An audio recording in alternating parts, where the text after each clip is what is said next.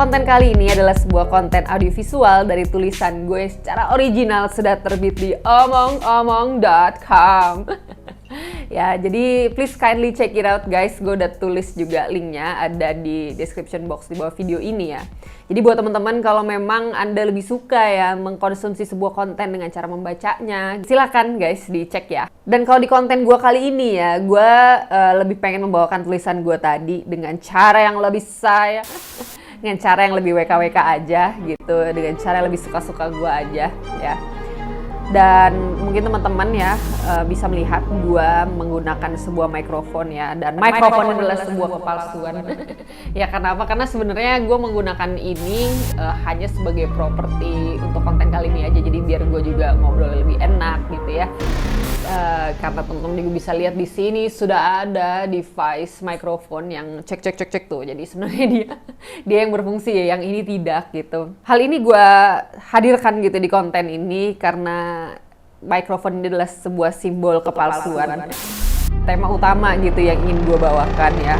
Dan of course kalau kita bicara tentang kepalsuan, itu macam kata-kata yang sangat terafiliasi ya dengan bagaimana informasi itu disajikan di platform-platform sosial media. Gue melihat bahwa kepalsuan ini tuh semakin lama semakin membuat gue secara personal ya gerah gitu. Walaupun memang gue dulu pernah menjadi bagian dari kepalsuan itu. Ya sebenarnya nggak ada yang salah dengan kepalsuan ya. Buat gue semua hal itu baik gitu, asal dikonsumsi sesuai dengan koridornya. Yang menjadi problematik itu kan ketika ini lu tahu sesuatu ini tuh palsu gitu ya, tapi kemudian disajikan other than it is gitu. Jadi bagaimana kemudian kepalsuan dikonsumsi sebagai sebuah kenyataan ya, sesuatu yang sebenarnya fiksi dianggap sebagai fakta. Nah ini yang menurut gue pada akhirnya akan menimbulkan ya problem-problem yang jauh lebih besar. Itulah kenapa gue rasa gue perlu menghadirkan konten ini gitu. And growing up in social media, gue melihat kalau entah kenapa tuh pertunjukan yang disajikan di sosial media gitu semakin lama semakin mirip dengan pertunjukan topeng monyet ya.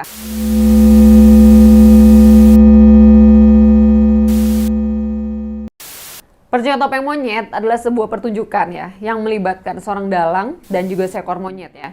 Dimana si monyet ini ya biasanya diinstruksikan ya oleh sang dalang gitu untuk menirukan ya berbagai gerak-gerik manusia ataupun melakukan berbagai macam aktivitas ya yang sebenarnya itu ya jauh gitu dari kodratnya sebagai seorang monyet gitu. Ya basically tujuannya untuk menghibur penonton ya. Jadi semakin si monyet ini bisa melakukan atraksi-atraksi yang memukau gitu bagi si penonton ya, of course penonton semakin bisa mengapresiasi ya pertunjukan tersebut. Dan kalau semakin bisa diapresiasinya sebuah pertunjukan, biasanya cuan juga dibelikan ya oleh si penonton gitu ya bagi dalang ya. Jadi gak heran kalau kemudian dalang ini tuh seringkali ya melakukan berbagai macam upaya polesan-polesan ya yang berkualitas gitu ya. Jadi bagaimana dandanan si seekor monyet gitu ya, terus juga bajunya juga dipersiapkan, bahkan sampai ke properti gitu ya dari pertunjukan. Misalnya kayak saya waktu kecil, saya pernah inget gitu ya, jadi ada satu pernyataan instruksi gitu dari sang dalang ke seekor monyet. Dia bilang, Sarimin pergi ke pasar. Nah Sarimin tuh biasanya nama ikonik untuk para aktor monyet pertunjukan topeng monyet gitu ya. Jadi si Sarimin ini kemudian dia yang berdandan sebagai seperti seorang ibu-ibu gitu ya. Dia ngambil sebuah keranjang ya, yang itu juga adalah properti yang dibuat oleh sang dalang kecil gitu, lucu banget. Nah terus udah deh dia ambil, diangkat ya. Terus dia mulai memperagakan gitu ya gerakan sebagaimana seorang ibu sedang berjalan gitu ya menuju pasar. Nah upaya-upaya polesan yang dilakukan oleh sang dalang ini itulah yang mengingatkan saya terhadap konten-konten yang seringkali disajikan di sosial media gitu ya. Contohnya seperti konten-konten ya bersponsor ya yang dipoles sebagai konten organik oleh para influencer misalnya atau para afiliator gitu. Terus juga belum lagi drama-drama settingan ya, yang sebenarnya drama-drama ini bertujuan untuk membajak pikiran masyarakat gitu ya, sehingga kita akan membayar ya pertunjukan tersebut ya, pertunjukan drama settingan tersebut dengan berbagai engagement ya, atau matrix-matrix yang menguntungkan bagi siapapun yang bernarasi di belakangnya gitu. Belum lagi prank-prank ya, konten-konten prank gitu yang tujuannya juga sebenarnya sama gitu, untuk membuat masyarakat tuh semakin terpukau gitu ya, kaget kok ini bisa gitu ya terjadi gitu. Tapi yang menurut gue paling problematik ya, polesan yang terparah yang menurut saya ini harus menjadi perhatian kita bersama, yaitu tentang rekayasa opini publik ya.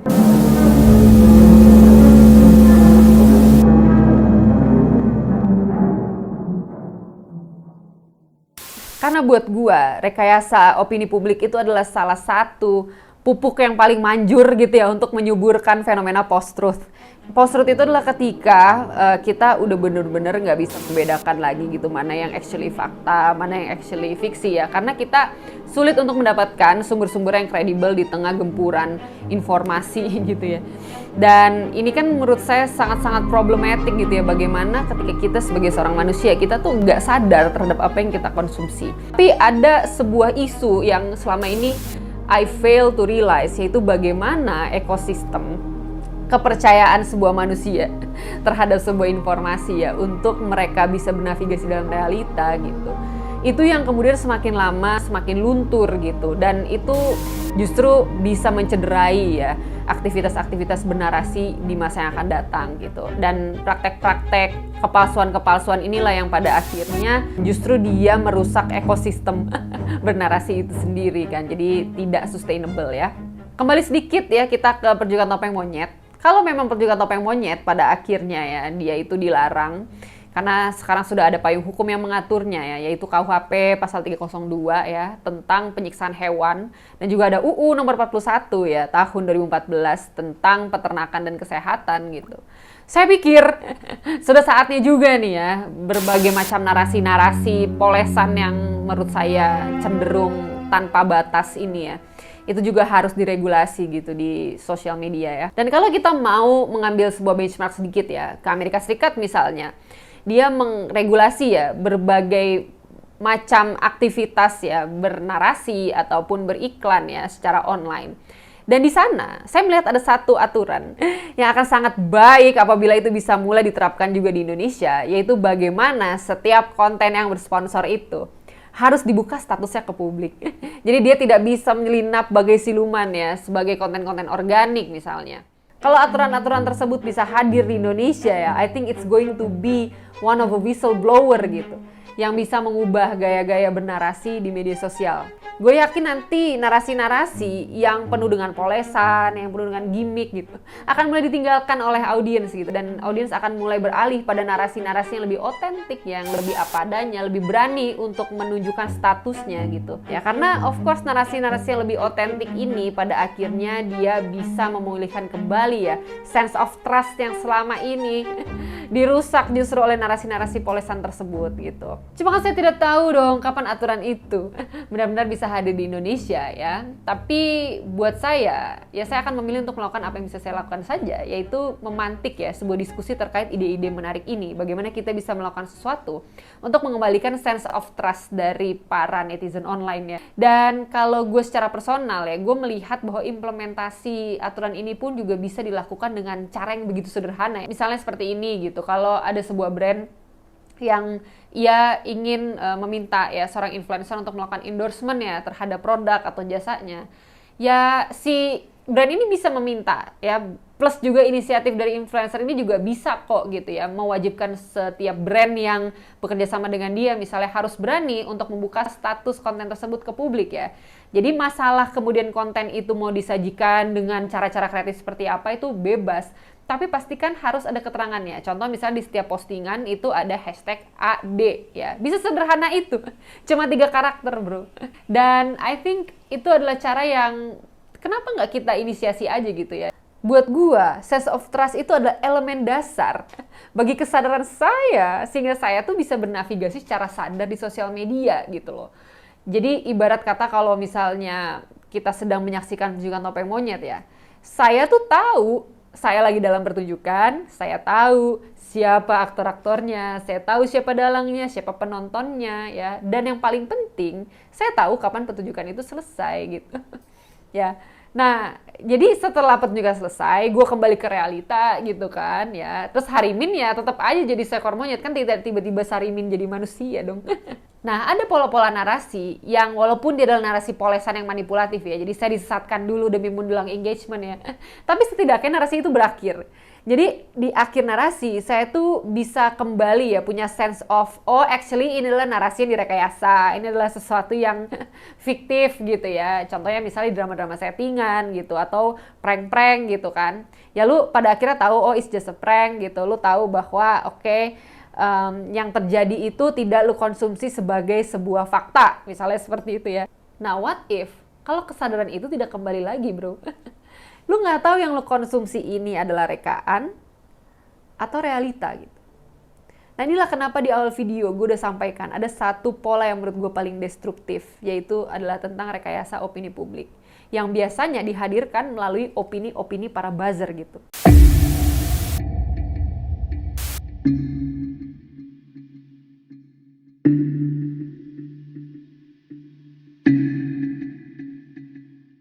Ya, jadi para buzzer ini, mereka itu dibayar untuk menyuarakan sebuah narasi, di mana narasi ini diharapkan diterima sebagai realita oleh para masyarakat. Dan spektrum pemaparan opini buzzer ini pun juga bervariasi sekali gitu ya. Bisa ya dipaparkan dalam level yang sangat sederhana. Misalnya saya adalah sebuah brand owner dan saya ini baru merintis sebuah brand gitu. Dan gimana caranya ya saya pengen memfabrikasi sebuah citra bahwa brand saya ini baru buka tapi ramainya luar biasa gitu. Ya udah saya bayar aja gitu. Buzzer-buzzer gitu untuk menuliskan berbagai review-review ya atau ulasan-ulasan yang menguntungkan saya sebagai sponsor gitu. Ya dengan harapan nanti ya ulasan-ulasan tersebut akan diterima ya sebagai realita gitu oleh masyarakat-masyarakat asli yang kemudian ngerasa kayak oh actually ini tuh beneran oke ya. Ya udah mereka akhirnya membeli ya produk Anda gitu atau jasa ya kalau misalnya memang yang dijual itu adalah jasa. Nah, itu kalau ada di level yang lebih tinggi lagi yaitu ketika kita ngomongin tentang pemviralan sebuah narasi ya. Jadi bagaimana kita tuh misalnya punya sebuah agenda ya, terus agenda ini kemudian kita paparkan dalam bentuk narasi dan narasi ini kita lempar aja ke masyarakat gitu ya. Nah, cuman untuk membuat narasi ini bisa lebih diterima ya, gimana kalau kita fabrikasi dulu opini-opini terhadap narasi tersebut. Jadi oke, tolong dong saya bayar buzzer gini ya untuk istilahnya memberikan ya input-input yang positif terhadap narasi-narasi yang istilahnya saya lemparkan tadi gitu. Jadi seolah-olah kalau sesuatu itu digaungkan terus-menerus ya, orang-orang juga masyarakat asli nih melihat si narasi itu kok ketika dilemparkan opini-opini yang muncul itu oh positif ya, oh diterima. Jadi kita biasanya sebagai manusia itu tends to ya jump in gitu ya. Bahwa oh actually orang lain pada bilang gitu, oh ya berarti mungkin benar kali ya gitu. Nah, jadi kan artinya kembali lagi sebuah narasi yang tidak otentik tadi diterima sebagai sebuah realita, misalnya seperti itu. Nah, atau di level yang lebih tinggi lagi yang menurut saya ini hitungannya sebenarnya udah penipuan ya. Yaitu bagaimana banyaknya sekali ya narasi-narasi yang bersifat memang hoax gitu, yang memang menyesatkan, emang dibikin untuk membuat Anda tersesat gitu. Nah ini kan ya menurut saya it's very very manipulatif ya, dan opini-opini buzzer itu seringkali memang dimanfaatkan untuk menyuarakan hal-hal ini gitu. Dan kalau kita bicara tentang opini-opini buzzer ya, sebenarnya itu juga bisa sangat kita rasakan kehadirannya ya, di kontestasi pemilu kali ini gitu ya menuju 14 Februari ya. Jadi banyak sekali opini-opini yang dilemparkan pun juga bener-bener apa ya, nggak tanggung-tanggung gitu menurut gue ya. Ya gue kadang-kadang jadi suka merefleksikan kembali gitu. Dulu gila gue kalau nulis iklan buat skincare, semua tuh ada aturan, misalnya dari BPOM ya, ada aturan begini-gini ya. Kita kalau overclaim itu bisa seringkali kita diciduk ya. Ini ketika melemparkan sebuah narasi opini gila bisa tanpa batas banget ya. Jadi lu benar-benar bisa memframing ulang gitu ya. Kalau misalnya contoh ada sebuah calon gitu yang misalnya dia karakternya itu kayaknya tidak seperti yang dinarasikan gitu. Tapi nggak apa-apa, di framing ulang aja gitu ya. Terus juga dengan banyaknya fenomena opini buzzer ini, gue tuh kadang-kadang juga sering bertanya-tanya gitu kan. Kayak apakah figur-figur yang gue follow gitu di sosial media, misalnya seorang komika gitu ya, selebriti, musisi gitu.